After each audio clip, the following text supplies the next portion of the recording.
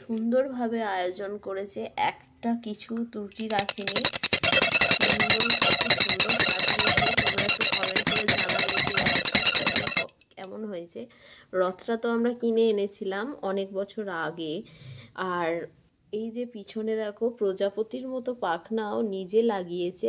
আর দেখো এই যে চুমকির কাজগুলো, এগুলো নিজে করেছে। আর জগন্নাথ দেব, বলরাম আর সুভদ্রাকে মুকুট পরিয়ে কত সুন্দর করে ফুল দিয়ে সাজিয়েছে দেখো। তোমাদের কেমন লাগলো অবশ্যই জানাবে। আর কাঁঠাল দিয়েছে ঠাকুরকে ভোগ, আম দিয়েছে,